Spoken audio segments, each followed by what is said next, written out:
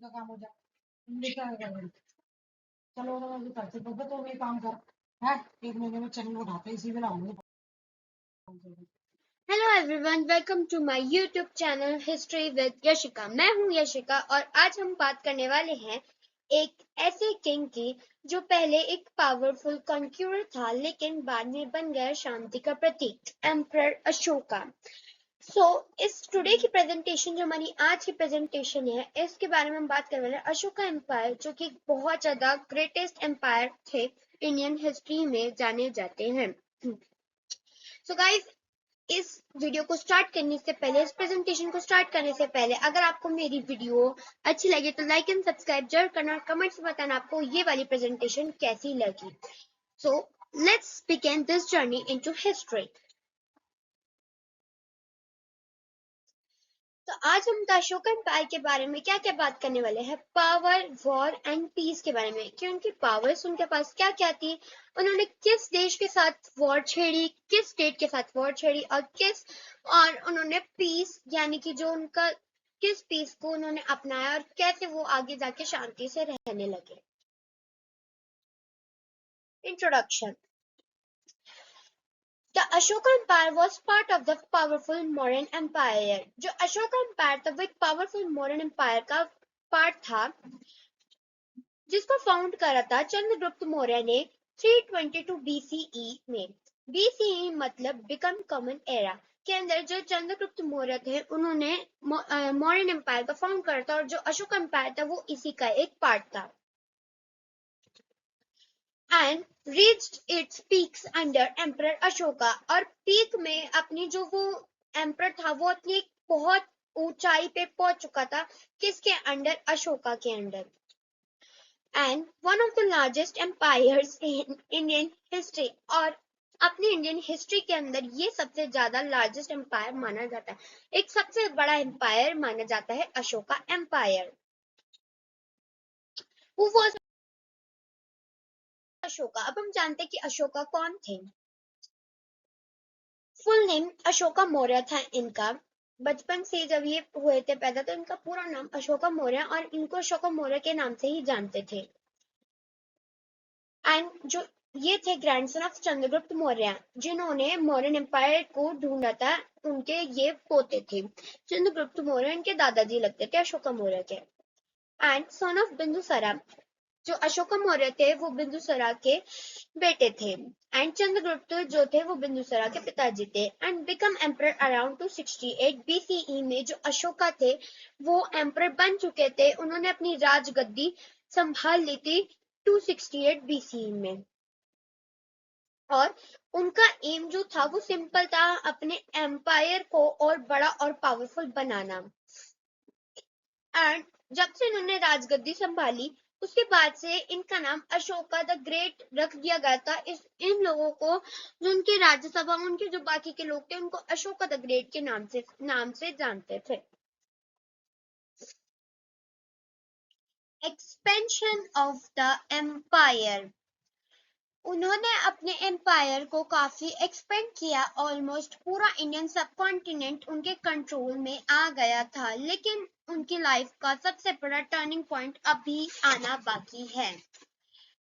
Empire covered almost entire सब continent. पूरे empire ने जो पूरा इंडिया का सब कॉन्टिनेंट था उसको कवर कर लिया था। और अब के जो हमारा प्रेजेंट डेज है उसमें उन एम्पायर्स के नाम है India, Pakistan, Bangladesh,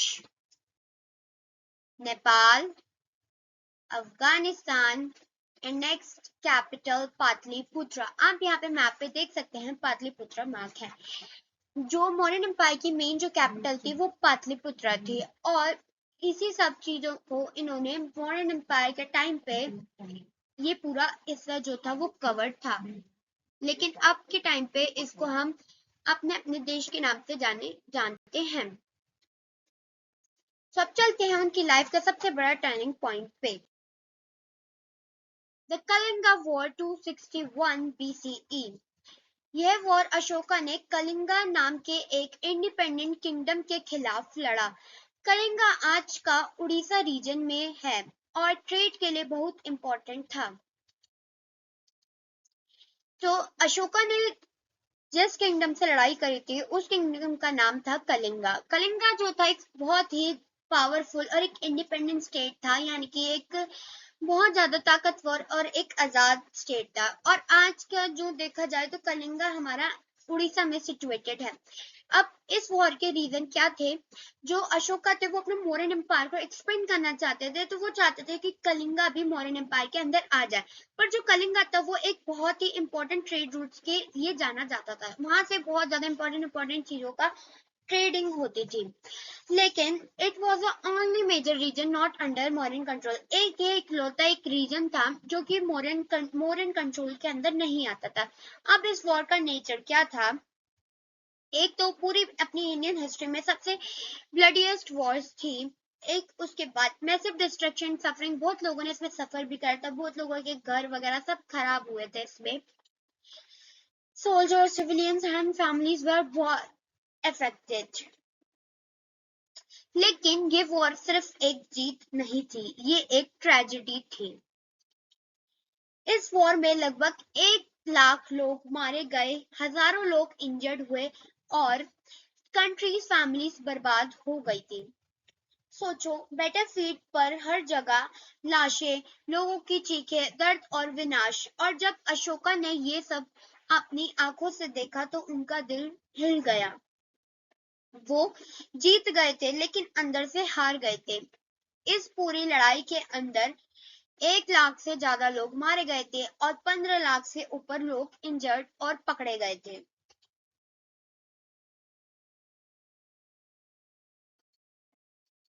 Many families were destroyed. अब उसके बाद आफ्टर मैच टर्निंग पॉइंट उनकी लाइफ में क्या टर्निंग पॉइंट आया था?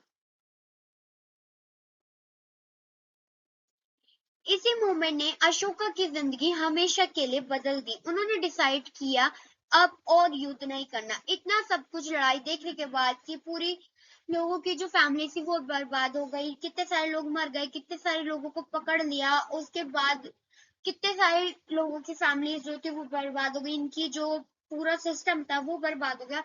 उन सब चीजों के बाद से अशोका ने सोच लिया कि अब कभी भी मैं लड़ाई नहीं करूंगा, बल्कि वो कलिंगा वॉर जीत गए थे, बट जो उसमें डिस्ट्रक्शन, सफरिंग, सारी चीजें हुई वो सब ये सहन नहीं सके। जब लड़ाई वगैरह होने के बाद जब उन्होंने डेड बॉडीज और सफरिंग लोगों को देखा कि लोग कितने ज्यादा इंजर्ड थे, उन लोगों को देखा तो उनको बहुत रिग्रेट फील हुआ। उनको लगा कि हमें ये लड़ाई नहीं करनी चाहिए थी, जिस वजह से उनकी पूरी जो लाइफ थी वो कंप्लीटली चेंज हो गई थी। अब उन्होंने क्या सोचा था कि बिल्कुल उन्होंने जो उस समय जो उनकी पॉलिसी थी वॉर की, लड़ाई की, उसका नाम रखा जाता था दिग्विजय। दिग्विजय मतलब कि लड़ाई में जीत। बट उन्होंने इस पॉलिसी को छोड़कर उन्होंने धामा पॉलिसी एक्सेप्ट कर ली थी। धामा पॉलिसी को हम पीसफुल पॉलिसी के नाम से भी जानते हैं, इसलिए उन्होंने धामा एक्सेप्ट कर लेते कि अब शांति चाहिए, अब मैं कभी भी लड़ाई नहीं करूंगा। फॉलोड। अब उन्होंने उसके बाद उन्होंने क्या करा? अशोका ने बुद्धिज्म को अपनाया और अपनी लाइफ को कंप्लीटली चेंज कर दिया। उन्होंने धामा का कंसेप्ट इंट्रोड्यूस किया जिसमें नॉन वायलेंस, काइंडनेस, रिस्पेक्ट और ह्यूमैनिटी सबसे इंपॉर्टेंट था। Followed Buddhism. Conversion to Buddhism. अब उन्होंने अपनी लाइफ सीधा बुद्धिज्म में कैसे कन्वर्ट कर ली? Ashoka adopted Buddhism, followed teachings of peace, non-violence and compassion. अब वो लोगों को पीस सिखाते थे, शांति कैसे बनाए रखनी है, लड़ाई नहीं करनी, इन सब चीजों के बारे में लोगों को सिखाते थे। Become a symbol of moral leadership. अब उन्होंने वो एक सिंबल बन चुके थे एक अच्छे लीडरशिप के, यानी कि पीसफुल लाइफ के लीडरशिप बन चुके थे। अब जो आप यहाँ पे सारनाथ की फोटो दिख रहे हो, ये है जहाँ पे अशोका ने अपने बेटा और बेटी के साथ बुद्धिज्म एडॉप्ट करा था। धामा अशोका's पॉलिसी। अब जो अशोका थे वो सिर्फ एक रूरल नहीं थे, वो एक गाइड बन गए थे बहुत अच्छे। धामा अशोका पॉलिसी जो थी उसके अंदर बताया जाता था एक पीसफुल पॉलिसी के अंदर कि कैसे हमें रहना है, कैसे लोगों के बारे में अच्छा काम करना है, ये सब चीजें बारे में बताते जाते थे। धामा मॉरल लॉ की प्रिंसिपल्स क्या थे? अब इसके नॉन वायलेंस यानी कि अहिंसा नहीं करनी, लड़ाई नहीं करनी, रिस्पेक्ट फॉर एल्डर्स, बड़ों की रिस्पेक्ट करनी है, एंड रिलीजियस टॉलरेंस होना चाहिए। रिलीजियस टॉलरेंस मतलब दूसरे लोगों को नहीं हमें तंग करना या उनका रिलीजन नहीं चाहिए। Kindness to humans and animals, जो ह्यूमंस और एनिमल्स हैं उनके प्रति अच्छा व्यवहार रखना चाहिए। एडमिनिस्ट्रेशन सिस्टम कैसा था अब वहां का? अशोका का जो एडमिनिस्ट्रेशन सिस्टम था पूरे अशोका एम्पायर का, वो highly centralised yet welfare oriented system था, यानी कि बहुत अच्छी तरीके से वहां का सिस्टम चलता था। सारे लोग अच्छी तरीके से काम करते थे, मिलिट्री अच्छी थी, और जो वहां की राज्यसभा थी वो बहुत बढ़िया से काम करती थी, मंत्री वगैरह सब अच्छे चलते थे। Transition from explanation to ethical governance धामा।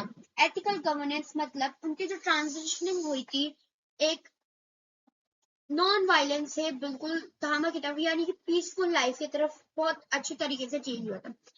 After the Kalinga war it featured a strong bureaucracy. Kalinga war के बाद उन्होंने बहुत ही अच्छे ब्यूरोक्रेसी बना ली थी, यानी कि अपने अपनी जो राज्यसभा थी उसके अंदर इतने अच्छे मंत्री, इतने अच्छे लोग, उनके जो सेनापति थे वो सब उन्होंने चेंज कर देते कि नॉन वायलेंस की तरफ नहीं जाना, हमें सिर्फ पीसफुल लाइफ की तरफ रहना। उन्होंने ये सब एडॉप्ट करा था, बिल्कुल चेंज कर दिया।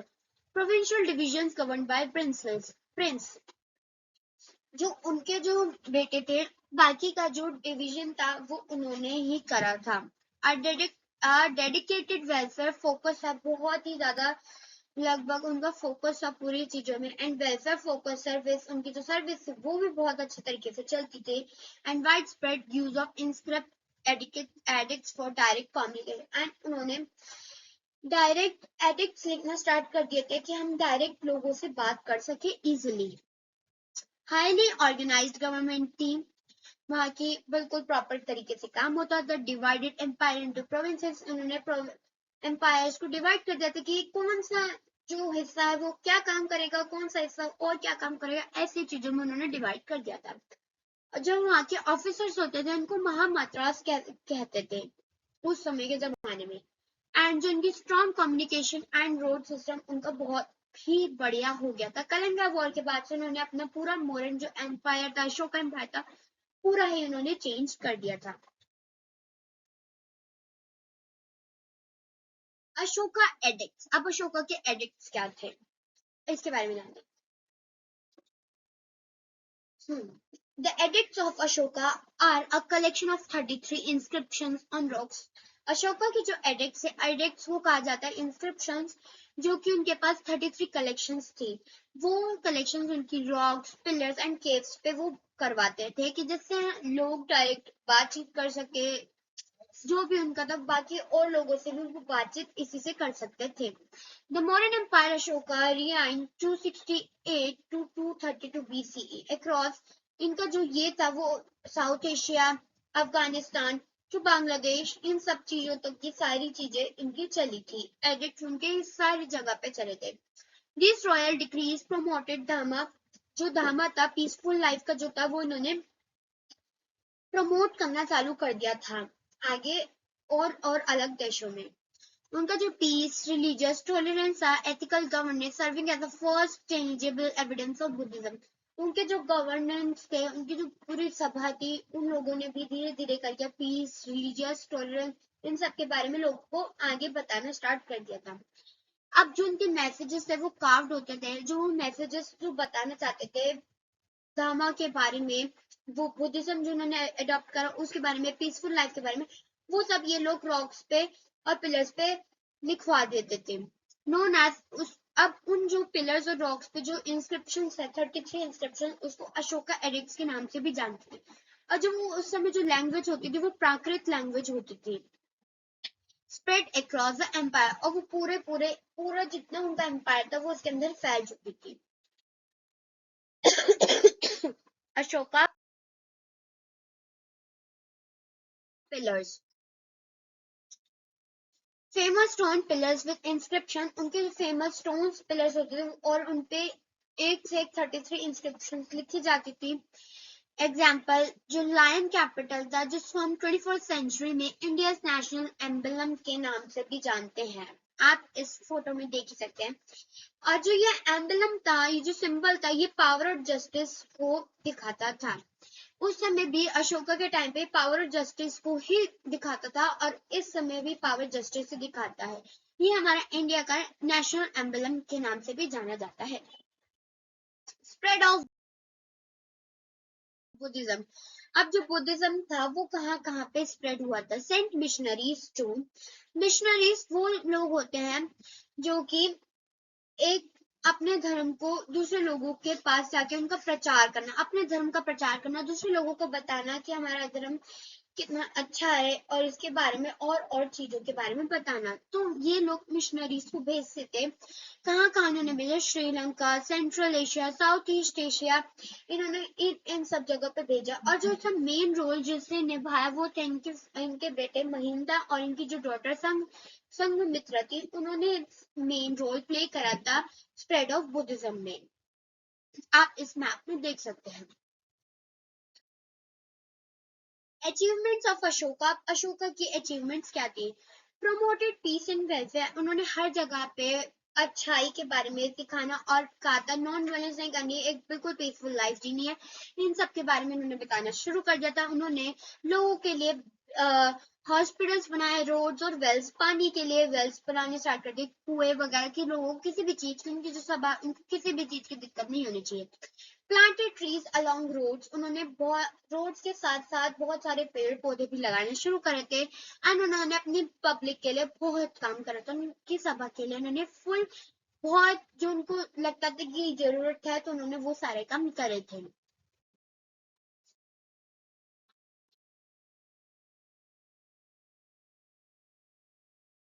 Decline of the empire.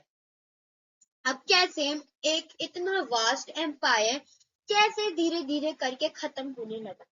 The decline of the Mauryan empire after Ashoka. अब एक सबसे ज्यादा एक ऐसा दौर आता है जहां पे एक बहुत बड़े एम्पायर का जो एक इतना पावरफुल किंग था, उसकी डेथ के बाद से कैसे एम्पायर धीरे धीरे धीरे धीरे डिक्लाइन होने लगा, खत्म होने लगा। अशोका की डेथ 232 बीसीई में हो चुकी थी। रिजल्टेड एंड उनके बाद से जो उनके वीक सक्सेसर्स आए, जो उनके एडमिनिस्ट्रेटिव मतलब उनके जो सभा थी, उनके जो उसमें मंत्री वगैरह थे, जो उनकी ओवर सेंट्रलाइजेशन थी, उनकी वजह से उनका जो एम्पायर था वो धीरे धीरे करके डिक्लाइन होने लगा था। इकोनॉमिक स्ट्रेंथ, उनकी जो अर्थव्यवस्था थी उस समय उस सभा की, उनके बाद से अशोका के बाद से वो बिल्कुल खराब हो गई थी। रीजनल रिवॉल्ट चलने लगे थे, यानी कि रीजन के ऊपर लड़ाई होने लगी थी। जो एक एक रीजन होता था वो कहता था कि हमको आजाद होना, हमें इस एम्पायर के साथ नहीं रहना, बल्कि अशोक के टाइम पे वो रह के खुश थे। बट उसके बाद उन्होंने कहा कि नहीं, हमको इसके बाद नहीं रहना, हम लोग अलग होना चाहते हैं। तो इन सब देशों, छोटे छोटे जो उनके स्टेट से, उनके बीच में लड़ाई होने लगी थी। Empire split into eastern and western halves.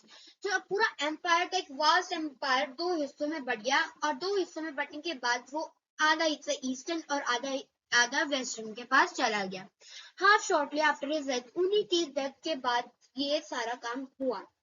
Losing peripheral territories, उनकी जो मेन पेरिफेरल टेरिटरीज होती थी हर एक स्टेट के साथ, वो खो चुके थे। And officially ended in 185 BCE के अंदर ये बिल्कुल खत्म हो चुका है। With the assassinations of the last ruler, जो 185 BC में जो लास्ट रूरल थे, Brihadratha by general Pushyamitra Shunga.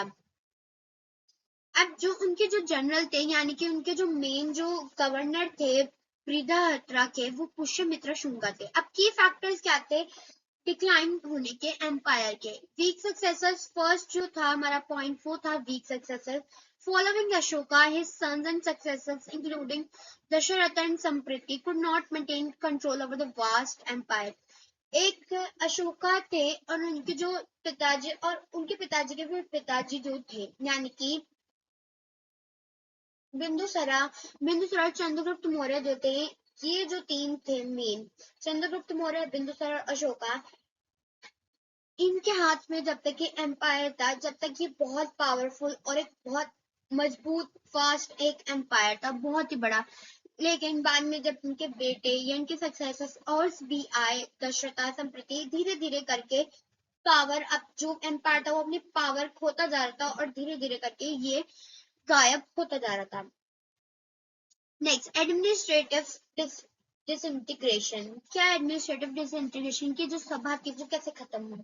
The centralised जो ब्यूरोक्रेसी, मेन जो ब्यूरोक्रेसी थी वो स्ट्रगल करने लगी किसके साथ? वीक रूलर्स के साथ। अगर मान लो कोई राजा है, बहुत कमजोर राजा है, तो क्या जो उनके मंत्री वगैरह हो सकते हैं वो काम कर सकते थे उनके साथ मिलकर? बिल्कुल भी नहीं। बिल्कुल, अगर एक मंत्री है, बहुत अच्छा मंत्री है, और उसको एक राजा भी तो अच्छा मिलना चाहिए जो उसके साथ बिल्कुल अच्छे से काम करे और अपने जो पूरा एम्पायर है उसको आगे बढ़ाने में हेल्प कर सके। वो सब नहीं था क्योंकि बहुत वीक सक्सेसर थे, लीडिंग टू रीजनल गवर्नर्स। जो उनके रीजन के और भी जो रीजनल थे, उनके जो गवर्नर थे वो भी धीरे धीरे करके टूटते जा रहे थे। उन्होंने भी मना कर दिया था एंड उन्होंने अपने खुद के किंगडम्स इंडिपेंडेंट कर लिए थे, आजाद हो चुके थे वो मौर्यन एम्पायर से। Next, the Shunga coup. अब जो सुंगा कॉप था, ये था एक मेन अपने लास्ट रूरल को खत्म करने का। 185 BCE में the final blow come when Brihadratha जो थे, जो लास्ट रूरल बचे थे मौर्यन एम्पायर के, जो मौर्यन किंग के जो लास्ट रूलर थे, वो killed during a military parade. जब मिलिट्री परेड चल रही थी तो उस समय जो हमारे लास्ट बृहदरथ मौर्यन किंग के जो लास्ट रूलर थे उनको मार दिया गया था बाय कमांडर इन चीफ, जो उनके मेन कमांडर थे पुष्यमित्र शुंगा। यानी कि वो जिन पे सबसे ज्यादा भरोसा करते थे अपने कमांडर इन चीफ पे, उन्होंने ही उनकी हत्या कर दी थी। उसी के बाद से हमारा जो ये पूरा मॉडर्न एम्पायर था, ये वही उनकी डेथ के बाद से खत्म हो चुका था। अगर उनकी डेथ नहीं होती तो आज ये जो मॉडर्न एम्पायर था ये उनके बाद भी चलता, लेकिन उनके ही मेन जो उनके जिन पे वो भरोसा करते थे उन्होंने ही उनकी डेथ कर दी थी। उसके बाद से जो पुष्यमित्र शुंगा थे उन्होंने ही अपनी शुंगा डायनेस्टी इस्टेब्लिश करी। मौर्यन एम्पायर के बाद से उन्होंने अपना हक जमाया, उनकी फिर शुंगा डायनेस्टी चलने लगी।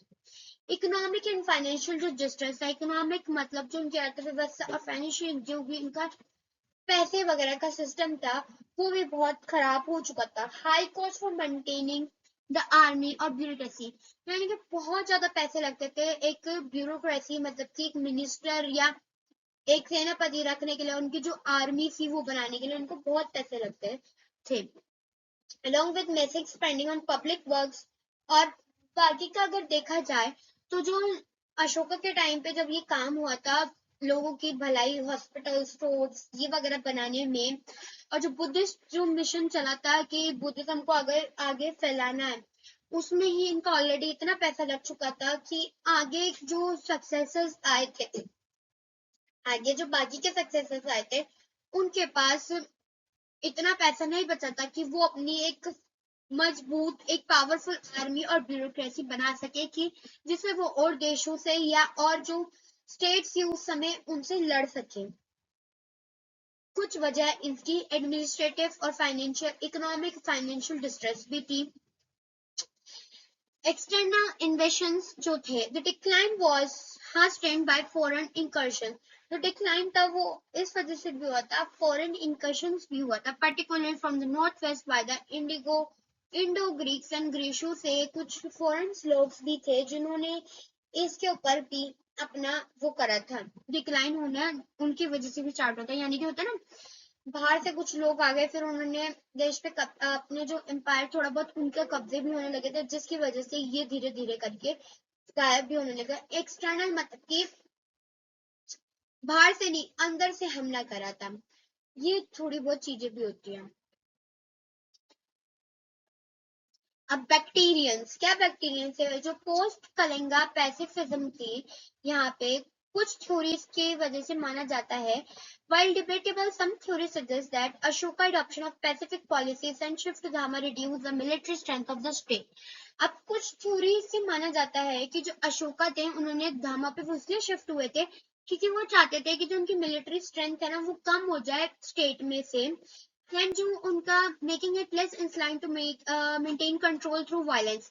एंड वो चाहते थे कि जो वायलेंस है उस पर वो कंट्रोल पा सके अपनी मिलिट्री की स्ट्रेंथ कम करने से। पहली थ्योरी तो ये है। दूसरी थ्योरी क्या मानते हैं पोस्ट अशोका पॉलिटिकल लैंडस्केप क्या था अशोका का? Partition, the empire split into western and eastern sections after 232 BC. Ashoka की डेथ के बाद जब एम्पायर का जो था वो स्प्लिट हो गया था, वो डिवाइड हो गया था दो हिस्सों में, वेस्टर्न और ईस्टर्न। कुछ अशोका के पॉलिटिकल लैंडस्केप पे इस पे वजह से भी उनकी जो राजनीति थी उस पे भी असर पड़ा था। दूसरी थ्योरी ये मानी जाती है। तीसरी मानी जाती है रीजनल इंडिपेंडेंस। जो उनके बाकी के जो उनके रीजन आते थे, बाकी जो उनका मौर्यन एम्पायर था वो बहुत जगह पे फैला था, तो बहुत सारी स्टेट्स भी उसके अंदर आती होगी।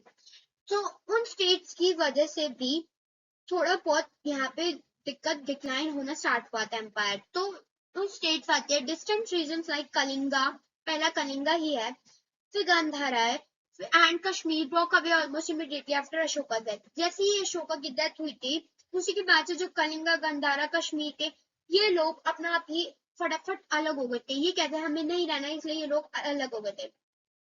अब कलिंगा से इतनी उससे लड़ाई भी करी थी और कलिंगा इनकी डेथ के बाद कितने जल्दी अलग भी हो गया था। तो कुछ डिक्लाइन होने का ये भी थ्योरी मानी जाती है। ये तीन थ्योरी भी इसमें मानी जाती है कि अशोका का जो एम्पायर था उनके डेथ के बाद से कैसे डिक्लाइन होना चालू करा था।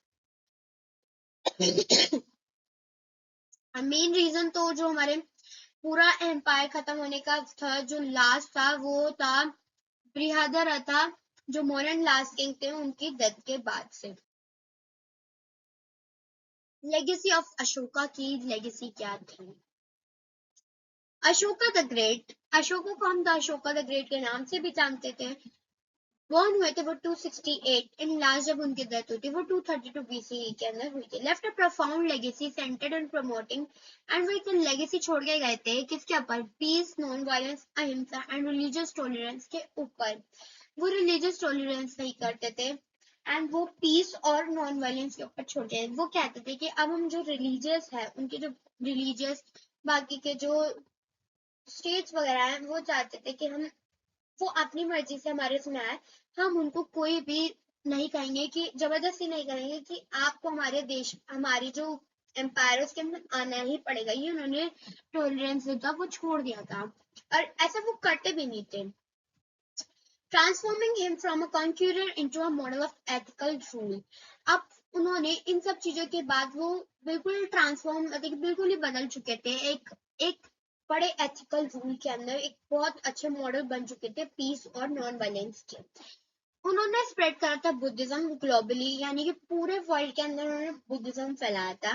Establish public welfare infrastructure, public के लिए एक वेलफेयर इंफ्रास्ट्रक्चर भी बनाया था, पिलर्स बनाए थे, एडिक्ट्स लिखे थे उनके लिए, क्योंकि उस समय के जो लोग थे उनको पढ़ना लिखना नहीं आता था। इसकी वजह से उन्होंने कि वो लोग पढ़ सके, उन्होंने पिलर्स पे अपने एथिक्स लिखवा दिए थे। उनके लिए इंफ्रास्ट्रक्चर्स बनाए थे बहुत बड़ी बड़ी, जैसे जिससे वो लोग हॉस्पिटल्स में जैसे इलाज कर सके, पानी पीने के लिए कुआं बनवाया था उनके लिए, रोड्स बनवाई थी कि वो आना जाना आसानी से करे, इस स्टेट से दूसरी स्टेट्स के अंदर आना जाना इजीली हो सके। remain significant cultural, ethical, architectural symbols of India. उन्होंने एक आर्किटेक्चरल सिंबल भी बनाया था अपनी इंडिया के लिए, जो कि आज के 21st सेंचुरी में नेशनल एम्बलम ऑफ इंडिया के नाम से जाना जाता है, जिसपे आप देख सकते हैं तीन शेर बैठे हुए हैं और उसपे अपना एक अशोका चक्र भी बना रखा है। ये मेन जो था साइन जो था हमारा एम्बलम, ये पावर और जस्टिस के लिए जाना जाता था और उन्होंने अपने कल्चर, अशोका ने अपने कल्चर को भी बहुत आगे बढ़ाया था। अब की पिलर्स ऑफ अशोका लेगेसी क्या थी? एथिकल गवर्नेंस ऑफ धामा, एथिकल गवर्नेंस मतलब धामा जो पॉलिसी थी पीसफुल, उसके क्या क्या बहुत वो एक बढ़िया और एक बहुत अच्छी पॉलिसी थी। After the Kalinga war Ashoka adopted a policy, Kalinga war के बाद अशोका ने अडॉप्ट कर ली थी एक पॉलिसी ऑफ धामा मोरालिटी, मतलब कि कभी भी लड़ाई ना करने वाली एक पॉलिसी थी जिसका नाम धामा था। वो उन्होंने अडॉप्ट कर ली थी। फोकसिंग ऑन कंपैशन, उन्होंने अपने कंपैशन पे फोकस करा। उन्होंने कहा था नॉन वायलेंस नहीं करनी and social welfare including treating subjects of, and उन्होंने सोशल वेलफेयर अपनाया था, दूसरे लोगों के लिए काम करना स्टार्ट कर दिया था कि अब से मैं खुद के लिए नहीं दूसरे लोगों के लिए काम करूंगा। उनके लिए उनकी ट्रेडिंग सब्जेक्ट्स उनको वो पढ़ाना स्टार्ट कर दिया था। काइंडनेस के बारे में उन्होंने बताया कि हमें जो जानवर एनिमल्स हैं उनको प्रोटेक्ट कैसे करना है। प्रमोटिंग जो उनके रिलीजियस के उनका टॉलरेंस के बारे में उन्होंने बताना स्टार्ट कर दिया, यानी कि उन्होंने लोगों को अच्छाई के मार्ग पे चलने का रास्ता दिखाना शुरू कर दिया था।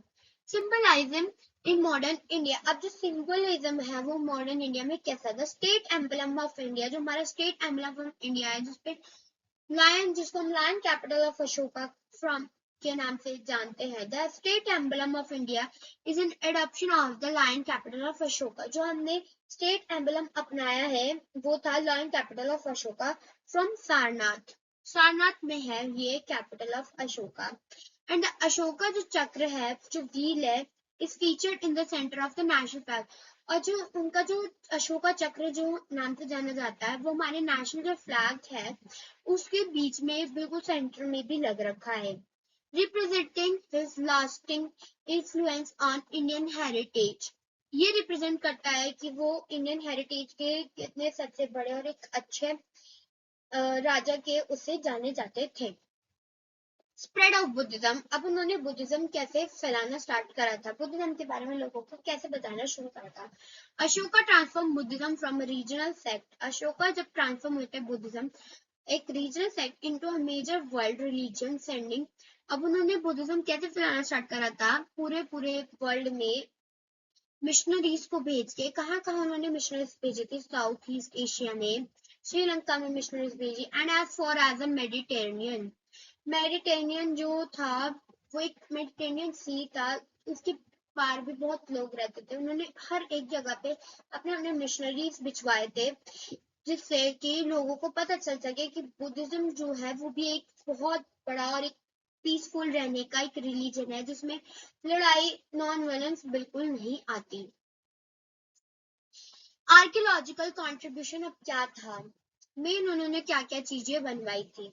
He erected numerous stupas, उन्होंने बहुत सारे स्तूपास बनाए थे एंड मोनोलिथिक पिलर्स भी बनवाए थे, like those in Sanchi and Lumbini. अब आपने सांची स्तूपा देखा होगा, सांची स्तूपा भी अशोका ने ही बनवाया था। लुम्बिनी ये भी एक स्ट्रक्चर है जो कि उन्होंने बनाया था। इंस्क्रिप्ट, अब सांची स्तूपा और जो लुम्बिनी है इन पे अशोका की एडिक्ट्स लिखी गई है, उनकी जो मेन जो उनकी इंस्क्रिप्शन है 33 वो लिखी गई है, serving as early record of his policy. वो इंस्क्रिप्शन बताती है उनकी पॉलिसीज के बारे में, और आज के जमाने में हम जान सकते हैं इनकी पॉलिसीज के बारे में, इनके जो स्ट्रक्चर्स वगैरह है सांची स्तूपा, सारनाथ एंड लुम्बिनी, हम इनसे जान सकते हैं आज के जमाने में भी कि मॉडर्न एम्पायर या Ashoka empire, Ashoka the Great के नाम से भी एक अपनी इंडियन हिस्ट्री में एक एम्पायर था। तो ये भी एक सबूत है उनके बारे में, उनकी पूरी लाइफ के बारे में बताने का। लेगेसी ऑफ अशोका, क्या क्या लेगेसी थी अशोका की। सोशल वेलफेयर एंड इंफ्रास्ट्रक्चर उनका बहुत अच्छा था। He build the world's first known hospitals for humans and animals, उन्होंने ही पूरे वर्ल्ड का और एक सबसे पहला एक हॉस्पिटल बनाया था, किसके लिए, ह्यूमंस और एनिमल्स के लिए, लोगों और जानवरों के लिए उन्होंने सबसे पहला हॉस्पिटल बनाया था। एस्टैब्लिश रेस्टिंग हाउस, रहने के लिए घर बनवाए थे, and planted medicinal herbs and shade trees along roads. आपने एक अशोका प्लांट करके भी एक सुना होगा, उन्होंने ही सबसे पहले अशोका जो थे उन्होंने बहुत सारे मेडिसिनल हर्ब्स, क्योंकि उस समय जैसे आज 21st सेंचुरी है, इसमें बहुत सारी मशीनें हैं लोगों का इलाज करने के लिए, बट लेकिन अशोका के टाइम पे ऐसा कुछ नहीं था, इसलिए वो लोग इलाज सिर्फ एक जो उनकी मेडिसिनल हर्ब्स होती थी ना उनसे होता था, पेड़ों की जड़ी बूटी इन सब वगैरह से होता था, इसलिए उन्होंने बहुत सारे medicinal herbs, plants, shades, trees ये सब लगाना शुरू करते रोड्स के साइड में।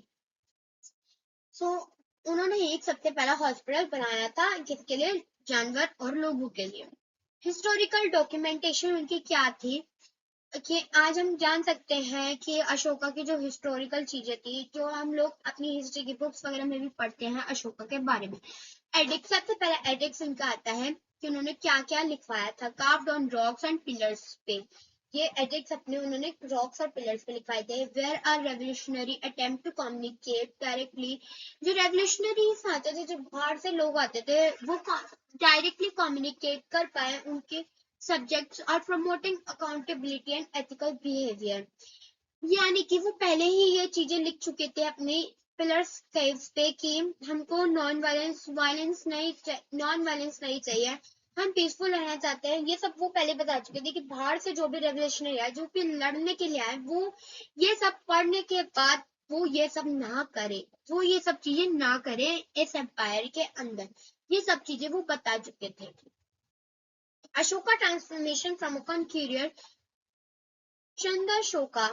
अब अशोका ने अपना ट्रांसफॉर्मेशन कर लिया था किस चीज में, चंद्रशोका के नाम से भी वो जाने जाते थे, टू अ बेनिवोलेंट रूलर धर्माशोका। अब उनके ये दो नाम थे, एक चंद्रशोका और एक धर्माशोका। धर्माशोका मतलब उन्होंने एक बौद्ध धर्म को अपना लिया था, जिसकी वजह से वो धर्माशोका के नाम से भी जाना जाते थे। Is considered a model of leadership and personal awakening. अब उन्होंने जान लिया था कि वो अपने अंदर की चीजें, अब वो अपने आप को समझना चाहते थे, इसलिए उन्होंने बौद्ध धर्म को अपनाया था। अपनी अंदर की जो उनकी लीडरशिप थी, मेन जो लीडरशिप थी धर्म को लेके, वो सब चीजें वो बताना चाहते थे, इसलिए उनको चंद्रशोका और धर्मशोका के नाम से भी। Conclusion. Ashoka transform from a conqueror to a peaceful ruler. जो अशोका थे वो एक बहुत ही अच्छे इंसान थे, बट उस समय जो उनका जो पहले का सीन था पीसफुल होने से पहले, वो एक बहुत पावरफुल राजा थे। वो चाहते थे कि उनका जो एम्पायर है वो बहुत ही बड़ा हो जाए, लेकिन एक सीन के बाद, एक जो मेन उनकी जो पूरी लाइफ बदल दी थी एक लड़ाई ने, उसके बाद से वो कैसे पीसफुल रूलर बन चुके थे। His ideas are still relevant today. जो उनके आइडियाज थे उस समय, वो जैसे काम करते थे, वो आज भी कुछ लोग इस्तेमाल करते हैं, आज भी उनके आइडियाज को मानते हैं लोग। A true example of power with humanity, कि कैसे उन्होंने अपनी पावर का इस्तेमाल करा, कैसे लोगों के लिए काम करा, इसलिए उनका एक ट्रू एग्जाम्पल है पावर विद ह्यूमैनिटी। कि कैसे उन्होंने लोगों के लिए रोड्स, वेल्स, हॉस्पिटल्स बनवाए, क्योंकि पूरा एक सबसे पहला हॉस्पिटल अशोका ने ही बनवाया था। एंड उन्होंने कैसे मेडिसिनल हब्स लगवाए रोड के साइड बाय साइड। तो ये थी कहानी अशोका की, एक ऐसे किंग की जिन्होंने हमें सिखाया था कि असली जीत तलवार से नहीं, इंसानियत से होती है।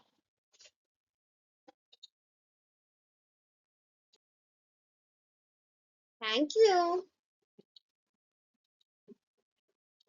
अगर आपको ये वीडियो पसंद आए तो लाइक, शेयर और सब्सक्राइब जरूर करें। हिस्ट्री विद यशिका के साथ मिलते हैं नेक्स्ट वीडियो में एक नई हिस्ट्री के साथ, एक नई रहस्य और एक नई किसी की लाइफ के साथ। Bye bye.